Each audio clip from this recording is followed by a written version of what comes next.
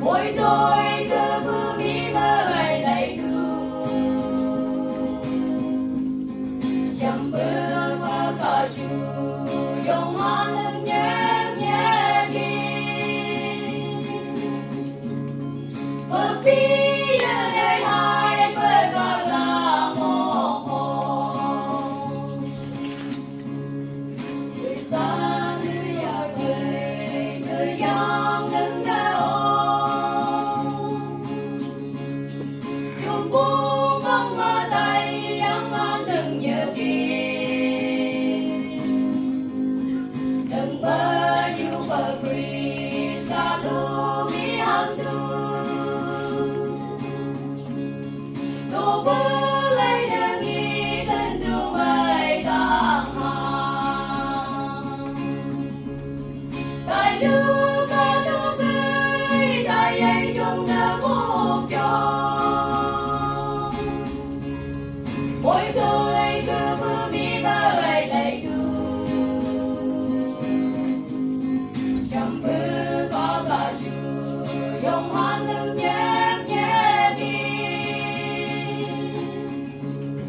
bờ phía đây hai bờ cả là mồ hai hướng xa hà người ý nhẹ đi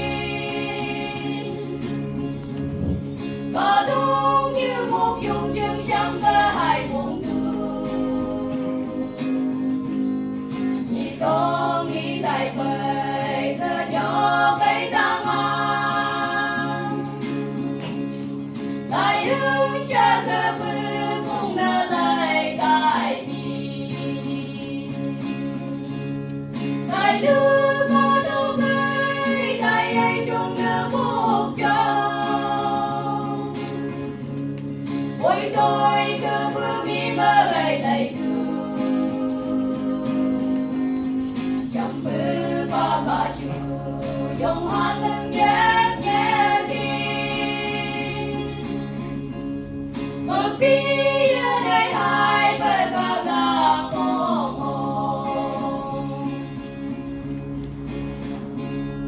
chẳng bước qua chu bờ mỗi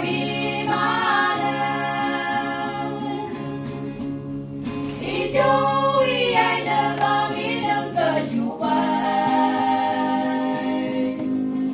chẳng bước qua cờ nhô cái chú nhẹ lang có đúng như một dòng như cùng này tại hàng tại lưu có đâu cây tại ấy trong đỡ một chỗ mỗi tối cứ vừa mi mơ ai lại đưa chẳng bước qua cả chu dòng hoa nâng nhẹ nhẹ đi bờ phía